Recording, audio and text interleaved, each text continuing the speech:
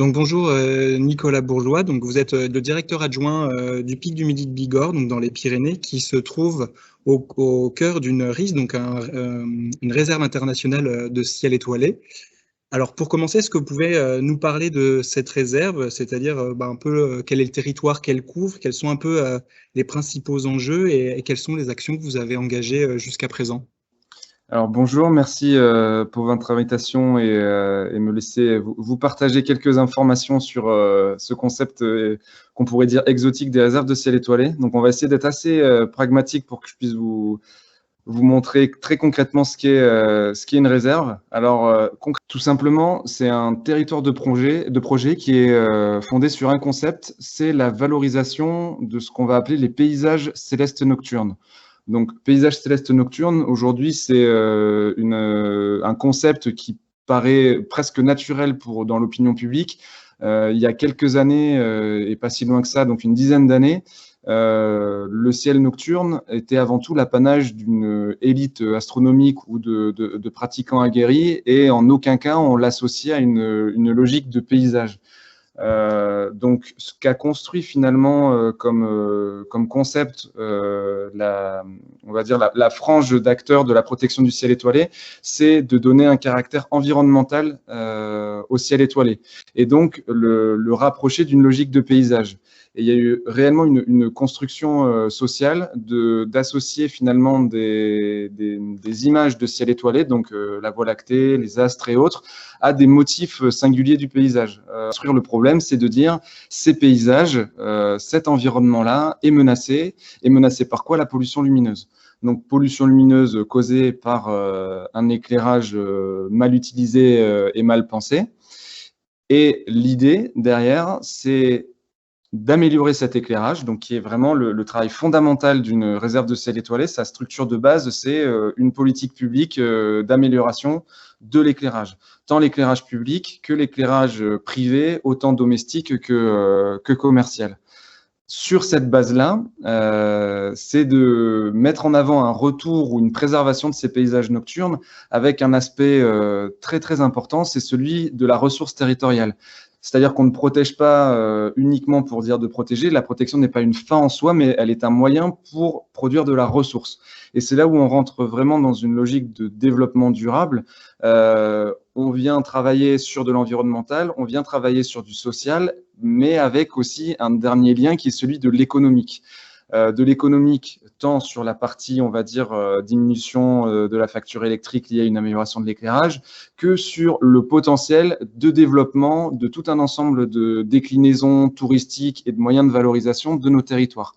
Donc c'est cette logique de cercle vertueux avec le concept original de la protection du ciel étoilé qui construit une réserve. La particularité de notre réserve, vraiment, c'est qu'elle a été créée ex nihilo. C'est-à-dire qu'elle ne s'est pas intégrée à un espace protégé déjà existant. Elle est venue créer une mosaïque et un assemblage d'espaces protégés, donc le Parc national des Pyrénées, entre autres, mais également des sites classés et des réserves naturelles, pour que ce maillage épouse, en gros, toute la frange montagnarde de notre département des Hautes-Pyrénées.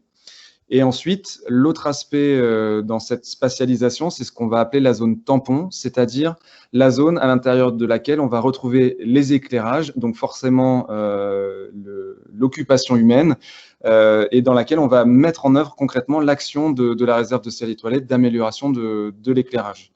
Donc voilà ce que ça donne très concrètement. Donc ici, vous avez le département des Hautes-Pyrénées. La fameuse zone cœur de la réserve, je la surligne ici avec ma souris. Donc en hachuré, vous retrouvez le Parc national des Pyrénées. Ensuite, ici, vous avez les sites classés, deux sites classés qui permettent de faire le lien avec le Pic du Midi qu'on voit symbolisé par cette petite bulle. Et à droite, on retrouve deux autres sites classés et une réserve naturelle régionale. Autour de cette zone cœur, on retrouve la zone tampon, donc où on retrouve nos principales villes et villages, et on arrête. Il y a un arbitrage nécessaire. Ce territoire, dans la limite des EPCI, donc les établissements publics de coopération intercommunale, que sont le pays de Lourdes et des Vallées des Gaves, la communauté de communes de Haute-Bigorre et le pays d'Enest. En termes de chiffres, derrière, ça représente près de 3300 km². On a plus de 250 communes qui sont concernées. En éclairage public, on est à près de 40 000 points lumineux sur lesquels on intervient. Et donc, tout ça pour sensibiliser et embarquer près de 90 000 habitants sur un territoire que vous aurez compris relativement vaste. Donc, le nombre d'habitants, j'imagine à Lyon, c'est pas forcément ce qui vous marque le plus, mais en tout cas, c'est leur répartition géographique qui rend la chose assez complexe. Donc ça appelle une grande logique de gouvernance. C'est essentiel et c'est l'enjeu même de la réserve. Donc cette gouvernance, que vous la compreniez, je vais vous afficher un schéma qui est assez important. C'est celui-ci. Voilà. Vous le voyez bien ? Oui, tout à fait. Très bien.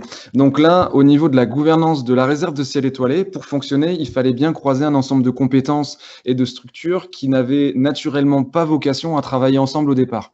Donc, on a déjà identifié les piliers de la réserve, de son activité. Donc, l'amélioration de l'éclairage que l'on voit à droite avec le syndicat d'énergie des Hautes-Pyrénées, donc le SDE 65. On a de l'autre côté la protection de l'environnement nocturne qui est pilotée par le Parc national des Pyrénées et un rôle de pilote, on va dire, d'axe de cette horlogerie qui est le Pic du Midi avec pour fonction première la gestion de cette gouvernance. Donc ces trois entités, elles fonctionnent au sein d'un comité de gouvernance qui, lui, va ensuite piloter deux grands axes de travail, toutes nos activités qu'on va appeler transverses, c'est-à-dire qu'ils doivent croiser les compétences de l'ensemble des structures. Donc, ce sont des micro-entités de gouvernance. Et là, on va voir les déclinaisons essentielles de l'activité de la réserve, que sont l'animation et la coordination de nos territoires engagés dans la RIS, un énorme volet sur la sensibilisation. Ça, c'est vraiment le plus important. 95% de notre énergie a été dédiée à ça au départ. Tout un travail de communication et de marketing. Ça, c'est vraiment essentiel parce qu'il ne faut surtout pas être anonyme. Quand on engage une action comme celle-ci, elle doit être comprise et surtout elle doit être valorisée parce que c'est l'essentiel pour nous, c'était vraiment de valoriser nos élus qui s'engageaient dans une telle démarche qui pouvait paraître au départ inquiétante du fait de faire revenir la nuit. Il y avait une logique un peu d'obscurantisme ou de sobriété qui pouvait faire un peu peur au départ, d'où la logique de valorisation par la ressource territoriale. Et enfin, le maintien et le renforcement des labels, ça c'est essentiel pour une raison, c'est que la réserve que l'on a mis en œuvre, elle est cadrée par un label qui est celui de l'International Dark Sky Association, donc l'IDA, qui définit tout un ensemble de contraintes à respecter et qui sont à la fin reconnues par ce label. Le fait de faire une zone cœur, une zone tampon, on ne l'a pas naturellement inventé, c'est issu du cahier des charges de l'IDA. Voilà. Et ensuite, on a des groupes projets. Donc ça, des groupes projets, pourquoi ils sont distincts des activités transverses? C'est que c'est des choses qui ne sont pas encore suffisamment effectives ou en fonction chez nous, et c'est vraiment des objectifs, des horizons vers lesquels on veut tendre et qui sont plus ou moins ambitieux. Avec, je dirais, celui qui est le plus ambitieux, c'est celui du renforcement institutionnel. Car ces réserves n'ont pas d'existence officielle, elles n'ont pas de reconnaissance légale, elles sont uniquement reconnues par un label international ou un label américain. Ce qui fait qu'aujourd'hui, là, de la place où je vous parle, de la fonction que je peux avoir, c'est uniquement parce qu'il y a une volonté de notre part de nous engager dans cette démarche. Mais on n'a pas le cadre ou la structure légale ou officielle de le faire, ce qui fait que cette gouvernance, elle est essentiellement fondée sur notre engagement. Et on aimerait davantage objectiver le fonctionnement des réserves pour être rassuré sur le fait que ces réserves ne dépendent pas uniquement d'individus, mais vraiment d'une structure officielle.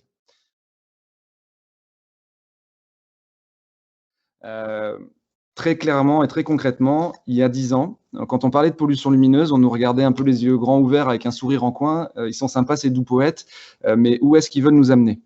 Donc, il y avait vraiment un gros travail sur le long terme de construction du problème et d'évolution des représentations. Il fallait tout d'abord amener à comprendre ce que pouvait être la pollution lumineuse et surtout comprendre les enjeux et les intérêts qu'il y avait à engager des actions là-dessus.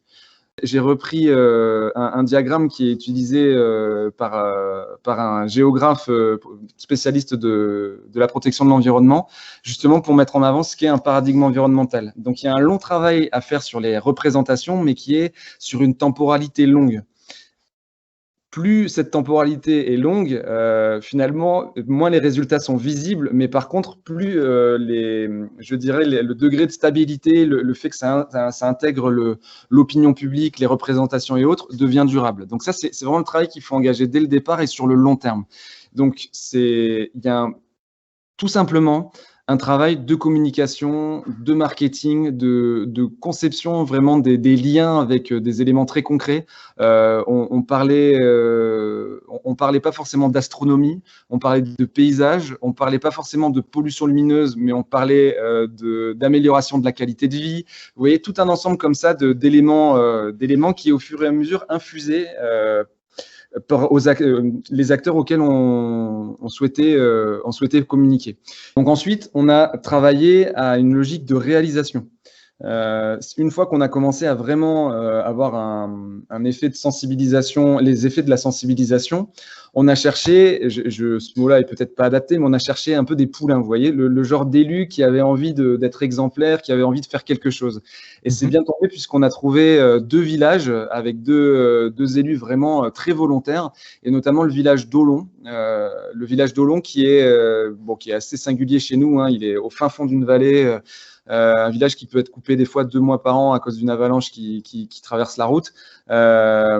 Et ils ont mis en place il y a quelques années une réserve naturelle régionale et ils étaient très soucieux de limiter les impacts nocturnes de leur village. Donc là, on a mis en place avec eux un programme d'amélioration de l'éclairage qu'on a co-construit avec le syndicat d'énergie, qui avait bien compris l'enjeu pour lui de transformer son image, de ne pas être uniquement le changeur d'ampoule. Hein. Sa mission, d'un coup, devenait développement durable, devenait environnemental. Il y avait vraiment un gain en termes d'image. On en revient toujours au même, c'est cette boucle entre réalisation politique et représentation. Le travail de changement des représentations est essentiel.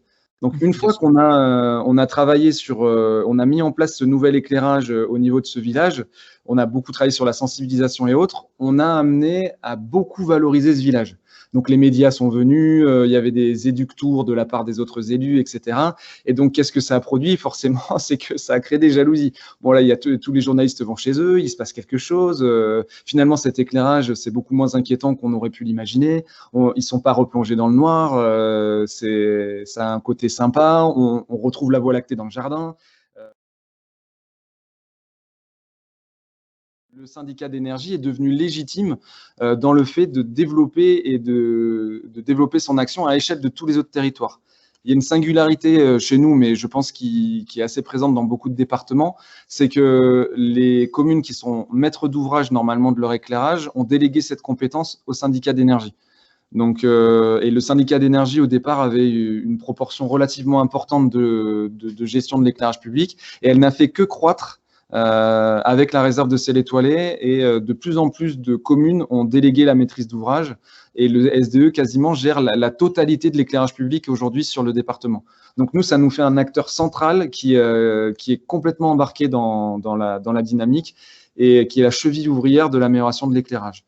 Donc aujourd'hui, maintenant, on en est à quelque chose d'intermédiaire qui est vraiment celui de construire et d'encourager une politique, vraiment une politique publique pour améliorer déjà le système socio-technique de l'éclairage, que ça se fasse tant à l'échelle publique qu'à l'échelle privée. Là, aujourd'hui, le gros manque de la réserve, c'est qu'on a une action très, très, très fragile sur l'éclairage commercial, l'éclairage privé.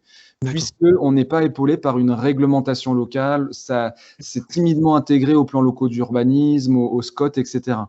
Et le deuxième travail, il est celui de la destination touristique, de la mise en tourisme, c'est quelque part d'activer le ciel étoilé en ressources territoriales.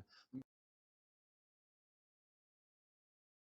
qui est intéressant maintenant, c'est surtout de regarder les résultats concrets, au moins au niveau de l'éclairage.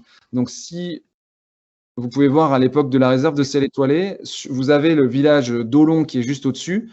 Donc là, on est vraiment dans la première strate, hein, celle des réalisations. Le village d'Olon à gauche, hein, donc avec des lampes sodium haute pression. À l'époque, c'était la norme, mais dans un style de lanterne qui est très typique de nos Pyrénées. On a gardé ce style lanterne, mais avec toute la déclinaison technique qui est devenue classique aujourd'hui, c'est-à-dire encastrer la source lumineuse au fond du capot du luminaire, une vasque plate pour éviter la diffusion sous tous les angles, et une photométrie vraiment orientée sur la zone à éclairer.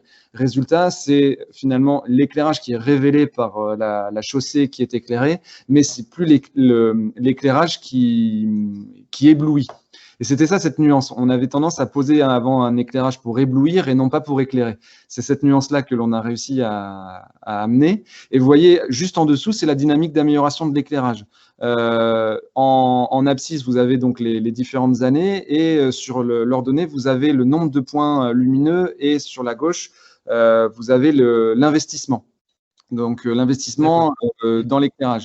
Donc au départ, on était à quelques points lumineux convertis, moins d'une centaine par an, et on a dépassé le millier de points lumineux par an convertis sur les Hautes-Pyrénées.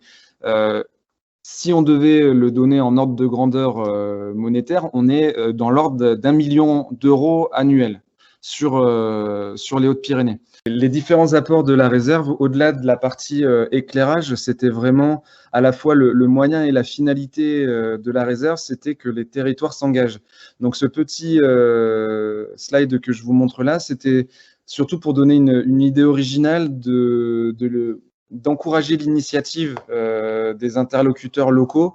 En l'occurrence, nous, c'était nos commissions réserve de ciel étoilé, c'est-à-dire que sur chaque EPCI, on a créé une petite unité qu'on a appelée commission réserve de ciel étoilé, composée d'un élu local représentant et d'un technicien pour mener justement les opérations.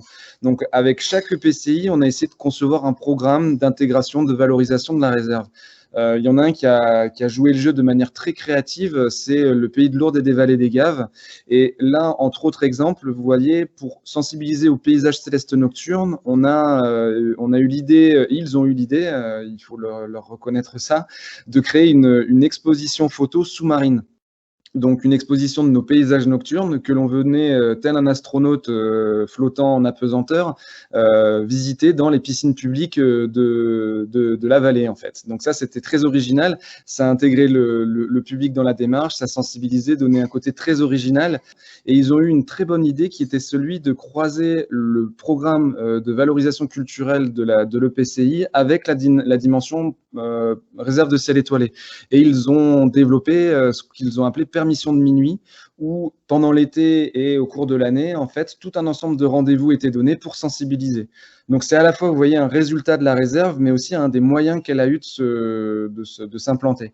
Et enfin, ce que je pouvais observer à l'époque et qui est aujourd'hui en train d'émerger de plus en plus, c'est finalement une perspective qui est celle d'un milieu innovateur. C'est que à échelle de la région Midi-Pyrénées, maintenant Occitanie, mais peut-être même à échelle maintenant de la France, on voit que l'initiative de la réserve du Pic du Midi a fait tache d'huile. De nouvelles réserves sont arrivées, essentiellement portées par des parcs nationaux, notamment les Cévennes et le Mercantour.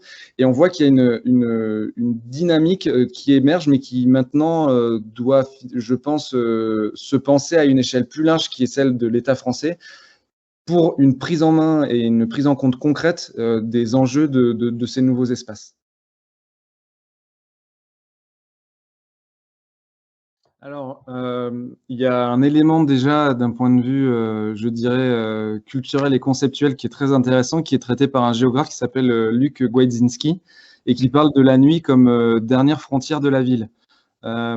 Je trouvais ça intéressant, mais là, on est vraiment presque dans quelque chose de métaphysique. C'est le rapport à la lumière et toute la charge symbolique qui peut lui être associée et qui témoigne au fur et à mesure, je dirais, de l'évolution des sociétés humaines, de finalement le rapport à l'environnement.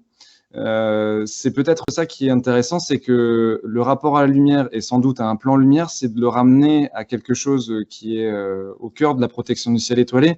C'est finalement une évolution du modèle du rapport de nos sociétés à notre environnement. On essaye beaucoup plus maintenant de penser l'interaction à l'environnement que finalement de repousser, là si on prend la nuit comme archétype de l'environnement, que de repousser l'environnement au dehors de la ville. Donc finalement, cette grande question, elle retombe à quelque chose. On a voulu repousser la nuit à l'extérieur de la ville car elle était le temps d'arrêt, le moment où l'activité réduit, le moment où la nuit contraint les sociétés. Et là, c'est l'inverse, c'est comment, je dirais, considérer la nuit et justement la lumière comme le nouveau moyen de remettre de l'environnement nocturne au sein de la ville. Et ça, il y a tout un ensemble de déclinaisons que l'on voit surtout conceptualisées et moins concrètement réalisées, je dirais, qui sont ceux des parcs nocturnes urbains. Parc nocturne urbain, c'est tout simplement le fait que dans nos villes, on voit l'exemple des trams noirs qui vont reprendre les continuités écologiques, les corridors écologiques. Mais je pense que la limite de ce concept-là, elle est hyper importante, c'est qu'elle s'arrête à la biodiversité hors humain. Et comme on le disait au départ, ce qui est vraiment essentiel pour faire en sorte que les représentations aient évolué, c'est comment on met l'humain au centre de cette problématique. Et si on est toujours sur le même modèle que d'une nuit qui fait peur, d'une nuit qui repousse, d'une nuit où l'homme ne doit pas être présent, on continue d'utiliser la lumière comme un outil repoussoir. Donc je pense que c'est un travail à concrétiser, c'est comment remettre les humains au cœur de la nuit, mais une vraie nuit. Et cette nuit, on a tendance à se dire, dans une agglomération, elle n'existe plus, alors qu'elle est fondamentalement présente. Vous regardez un espace vert au sein d'un espace urbain, la nuit, vous allez réentendre les bruits de la nuit, vous allez entendre les rapaces nocturnes, vous allez peut-être même expérimenter, vous, en tant qu'humain, des sensations très primaires, celles de l'instinct, de la peur, de la vision, etc. Et c'est vraiment, je pense, ce qui est important, c'est ça, c'est de ramener on va dire, l'urbain à expérimenter la nuit au sein de sa ville et de décaler le prisme de la dimension céleste à la dimension nocturne. Les étoiles au-dessus d'une ville, c'est évident, on les retrouvera jamais comme on l'a dans nos réserves. Par contre, l'expérience de la nuit, celle-ci, on peut la retrouver. Et je pense que ça, il y a un vrai travail alors à faire peut-être avec des associations en environnement, de retrouver l'observation des étoiles puisque les planètes sont visibles. Et c'est d'utiliser vos espaces verts pour faire revenir l'humain dans ces écrins de nuit, en fait. J'ai envie d'avoir un propos assez général parce que la technique aujourd'hui, elle est très avancée sur les plans lumière. On sait comment faire un bon éclairage. On a des technologies LED maintenant qui sont hyper réactives. On a un potentiel technique incroyable, mais on a toujours la même limite, c'est celle de nos représentations. Voilà comment je peux peut-être donner un peu une vue générale à ce qui peut orienter ou faciliter l'évolution d'un plan lumière.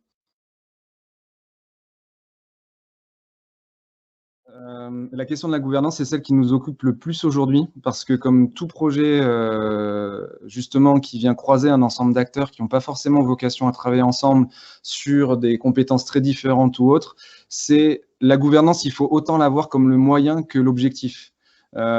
C'est loin d'être évident et loin d'être facile de faire travailler un système d'acteurs aussi divers, aussi versatile, malgré toutes les bonnes volontés. Donc il y a un vrai travail, je dirais, d'orfèvrerie, de conception de la gouvernance et de son animation. Et aujourd'hui, nous, on est complètement là-dedans, c'est-à-dire comment on va poser les grands règlements de notre fonctionnement, comment on va poser des logiques de travail. Il y a un élément, là on est plus dans les grands esprits, dans la métaphysique, on est vraiment dans la technique de la gouvernance. Et je pense qu'il ne faut vraiment pas négliger le fait que ce travail d'organisation n'est pas du tout naturel et il faut le voir comme un objectif. Moi, c'est ce que je rappelle à chaque fois aux personnes que j'ai autour de la table.